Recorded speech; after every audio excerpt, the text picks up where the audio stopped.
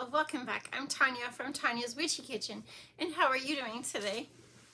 I was thinking about Social Security for odd reasons, and I know the age used to be 59 when you could retire, and I was thinking I'm actually getting really close to that age. The years go fast, so I'm just like, this is kind of crazy when you think about it. So I looked at my age, and my age is 62 to start to retire, 67 at full retirement, and I'm just thinking, like, it seems so far away, but yet I just know it's probably not, right? But anyway, as a mostly stay-at-home mom, right, with jobs here and there throughout my kids' childhood, my Social Security benefits are not going to be that great, right? I know there's a level, because my dad always argued that everybody got the same amount, and I'd be like, no, they don't, because I knew that my husband's mother, who started working when she was really young as a candy striper at the hospital, she had more benefits than my dad did, but my dad was also self-employed a lot of his life too, so there's that. But I think there's a threshold where this is the minimum you can get. And then if you make so much more than that, then you obviously get more, right? But as a stay-at-home mom, I think it's unfair that the only way a wife can get her husband's Social Security Social Security benefits is if he dies. So if we both retire, we get, his amount and my amount. And then when one spouse dies, you can pick the higher of the amount. I found out that if you're married more than once, you can pick whichever spouse had the most. Interesting. Yep. Very interesting. But it's not fair, because I think stay-at-home moms are so important. I think you should get like an extra chunk of change into your Social Security benefits if you were a stay-at-home mom that year. I do. We do so much. Stay-at-home moms are so important to the family unit. Actually, moms are just important to the family unit. We are the heart of the family. Prove me wrong. Well, I guess if you're a single dad raising your kids, you're the heart of the family. But I'm saying, like, in the general sense of the term, it used to be the mom is the heart of the family, right? Sorry, they're working on my house. But between them and the dishwasher, can you hear me? But yeah, I think it's really unfair, because there's no benefit for us. Yeah, we're not paying in benefits, but there's a lot of people who don't pay in benefits and still get Social Security when they retire, like my dad. So, but, I think when you retire, like, let's say I retired and my husband retired at the same time, I should get a portion of his Social Security benefits, like a third. I'm not greedy. I swear I'm not greedy. Yeah, but that was my thought today. It was just like, this is not fair, because I know there's a lot of moms who are stay-at-home, especially around our area. Daycare is ridiculous. There's so many moms that are actually quitting their jobs because they are basically paying, $20,000 plus a year on daycare. Boy, did I get out of that business too soon. But yeah, it's like you take that minus your, the federal and state and all the taxes you pay in, and what are you getting back? Maybe you get that gas money, I don't know. Okay, anyway, today I'm still getting used to my hair. I just don't know how to curl it, how to do it, since I had my mom hack it off, and I'm actually thinking, like, I might need another hack job. I think it grew quite a bit, but now we're talking hair. But anyway, today, if this is a longer video, it is going to be about the hot process soap video that I have been trying to put out for weeks, but just haven't gotten around to sit down and do it. If it's not a longer video, then I guess we're doing something else totally different. So anyway, 3 things: be kind, be forgiving, be you, and let's go check out what is on today's video. Okay, into our soap. So this is one of the reasons that I did get my little mini whisk. I did this soap this summer, and you've seen before, and I'm sure I will still have it with titanium dioxide or activated charcoal, you know, little clumps of tiny bits of that color additive that is just kind of, you know, a little bigger than it should be. It just clumped up. Now, a lot of times when I'm making my soap, you know, because you pour the oils in with the mica, some people use water. I just haven't really had a good thing with that. I've tried it a couple times and it didn't work for me. Maybe I should just give it a better go, you know, like really seriously, you know, see if that's a thing. But a lot of times when I'm doing my soaping, as you can see, I do have my colors mixed up above, but my oils will start to solidify just because of the temperature of the house or, you know, things like that. And a lot of hard oils, you know how it is. Okay. So a lot of times my oils and the colors will actually solidify a little bit to where I have that problem of mixing them up. And I don't always mix them up right away either. You know, so I have solidified oils trying to mix micas in, and it's just not working. So this one, oh, sorry. Anyway, this is Magnolia Orange Blossom is the fragrance.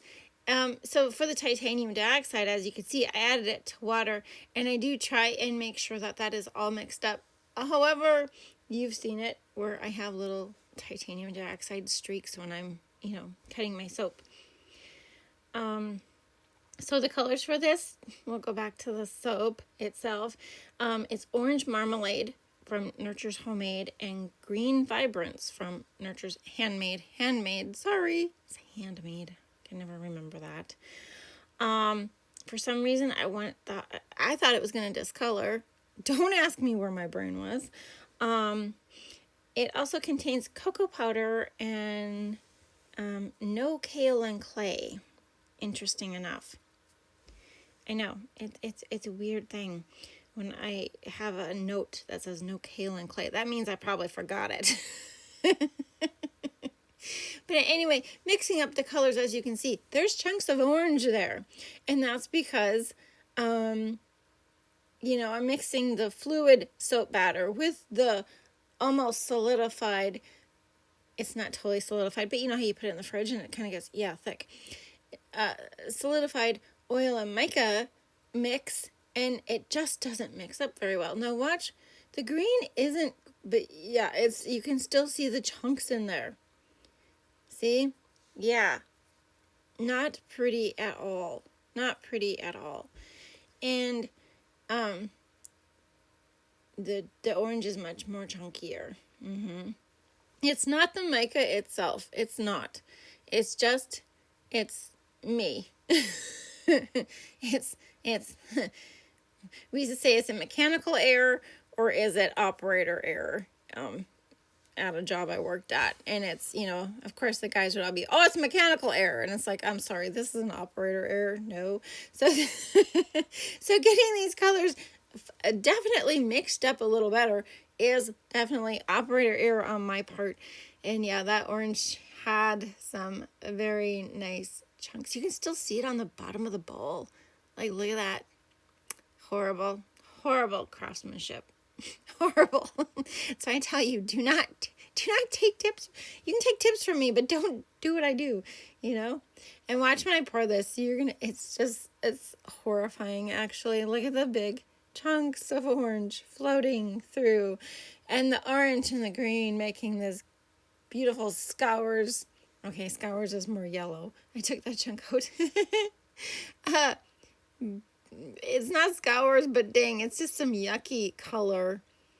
Yeah, some yucky color. Maybe I should take a kick out of a kick out of those soapers on Facebook, because their soap is always thick. I don't know. Mine's always thin. Not always.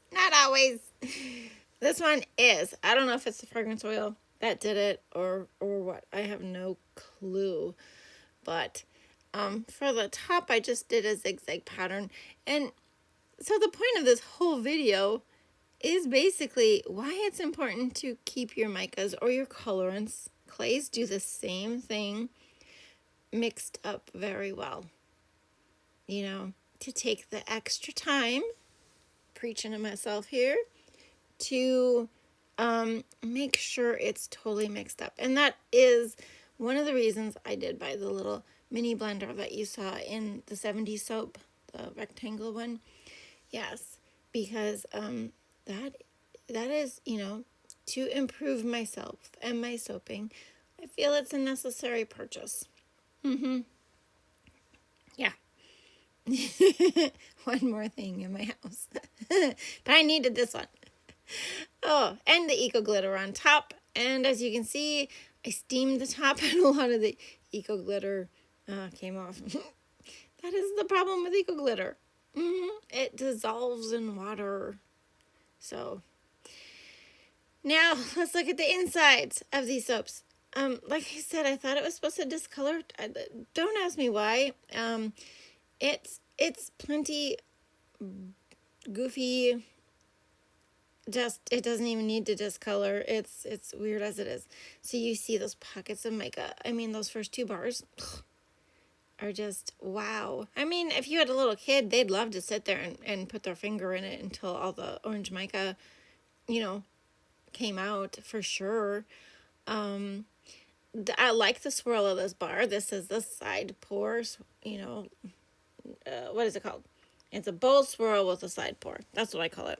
Yeah, that's how my notes are. So, you know, I have to call it what my notes say. But yeah, look at, see that? Oh, yeah. And those colors, yeah, like they're, you know, the minute they get wet like that, they bleed. They just bleed. And like I said, it's not the mica, it's me, you know, so don't blame the mica. These were really pretty micas. I loved the orange. I knew the green vibrance was going to be a little on the lighter side because I don't always use it at the ratio, you know, they say. So when they show you a bar with, you know, cold process and this is the color it makes, if you wanted that color, you got to take note of that color. And how much they've used per pound of oils or per pound of batter. Just depends on the manufacturer. But, oh, that one's delicious, yeah. Yeah, so definitely, it's a teaching moment for you all. That's what it is, a teaching moment. And I hope you enjoyed it. But these bars actually do smell really good. I have sold a few already, and there's only a couple left. So, of course, here are the fragrance notes for these schmeary bars. Here are the bars right after I cut them. And here are the bars when they are totally cured. So no discoloration on this fragrance oil. And as always, I hope you had a good time. Thank you for dropping by. And I will see you next time. God bless.